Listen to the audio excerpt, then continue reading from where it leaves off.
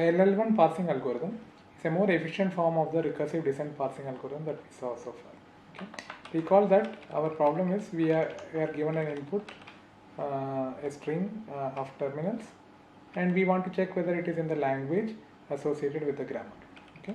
Let's look at the overall picture of the parsing algorithm. Okay. The parser keeps track of a sigma, a string of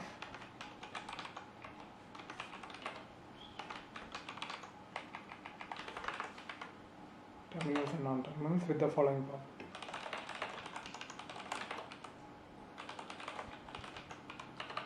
Okay, 1. The input x can be seen as x1, x2, where x1 is the portion of the input that the parser has already seen or consumed. Okay. Second, from S you can derive through multiple steps the string tau sigma, where some tau is like sigma, a string of terminals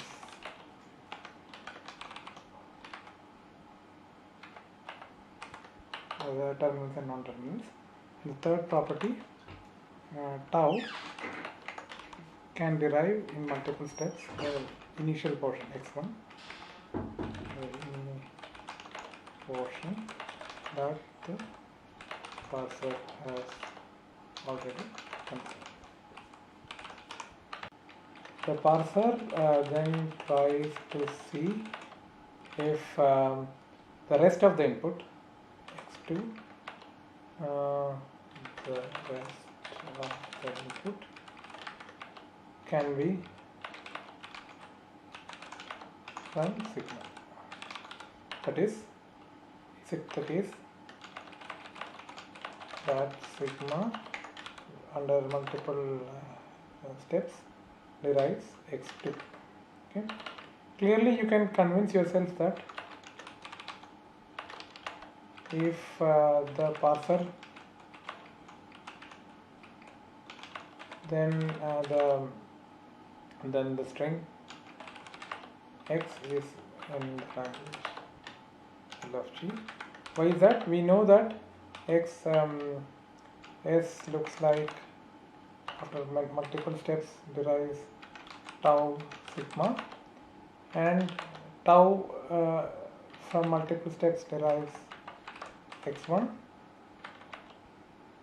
sigma, and which multiple steps derives x2 x1 x2,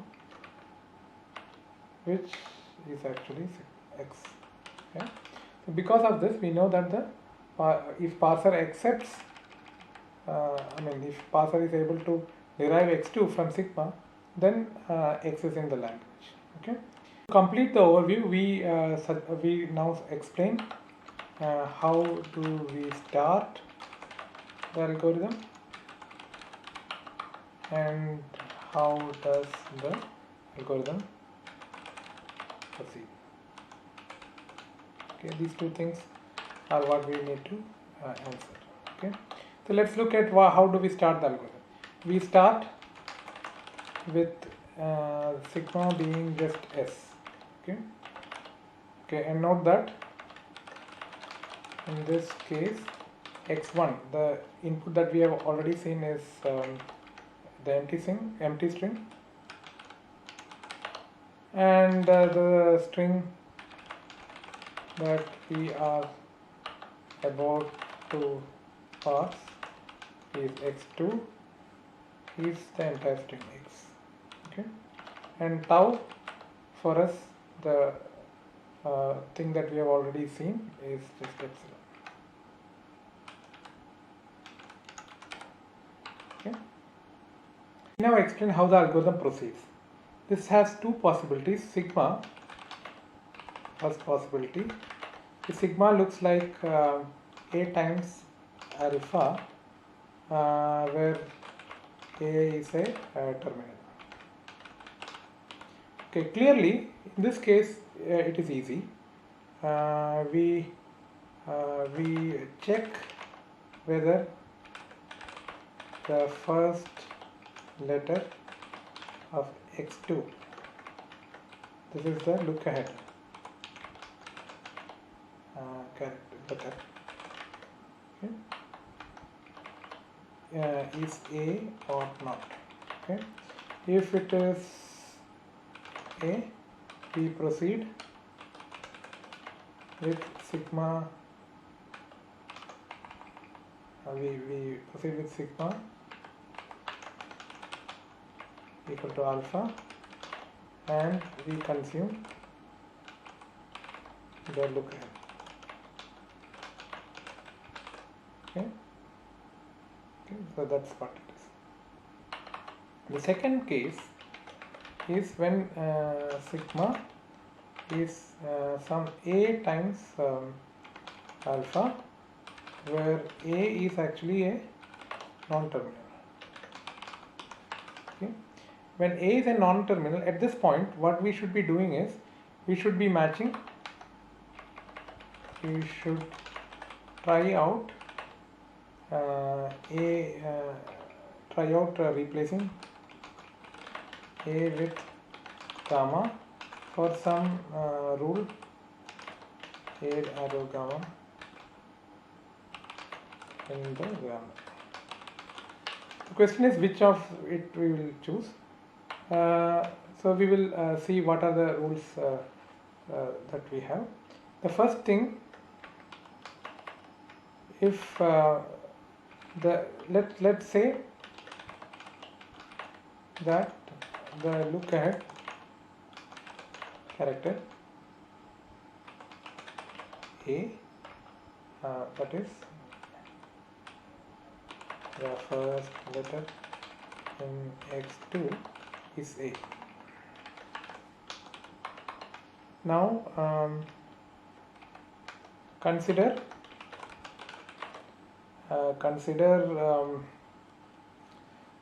any rule,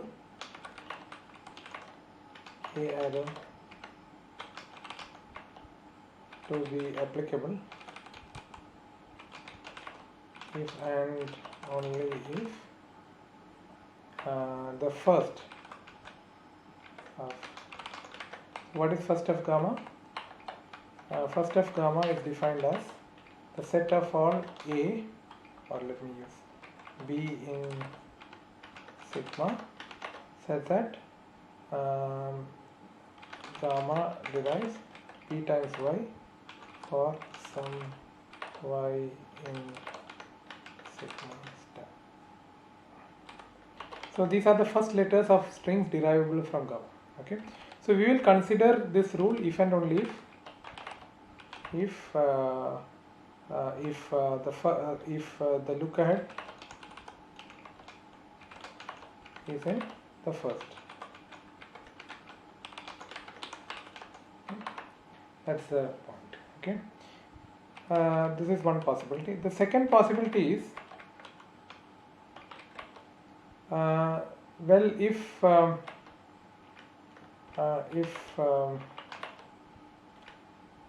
A derives gamma is a rule, and suppose gamma derives under multiple step epsilon. Okay, so then what happens? Okay, then the look ahead should be some letter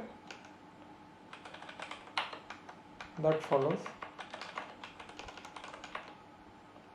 A. Okay, so what do we mean by that? We can define something like a follow set. The set of all B in sigma such that there is a derivation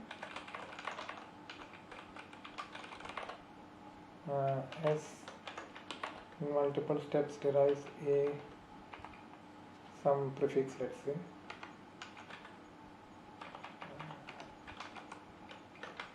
From tau 1 A, tau 2, or some. Okay, that means that B follows A, B is the next letter after A. That comes in some derivation. In that case also this rule is applicable. Why? Because it could be possible that this A derives gamma and then it derives epsilon, and then the letter B comes in, and this might be the look ahead. Okay, so in that sense we will keep track of this B as well. Okay, so we will define how this follow set is defined. We will define it more formally, but these are the two possibilities. Okay, so the rules are so to summarize,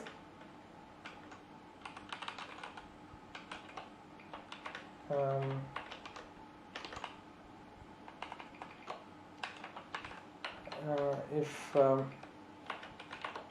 sigma looks like A times gamma or alpha, then we will consider the rule A arrow gamma when first case is the look ahead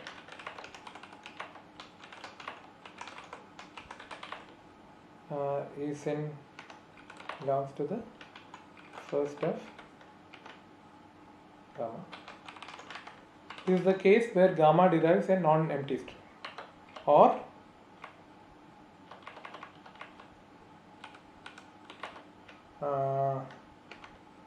gamma derives can derive epsilon, and the look ahead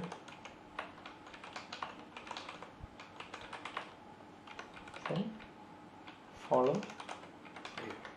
Okay, these are the two conditions in which this rule will be considered. The above information can be summarized in what is known as a Ll1 parsing table. So what is Ll1 parsing table? It's a table whose rows corresponds to are indexed by non-terminals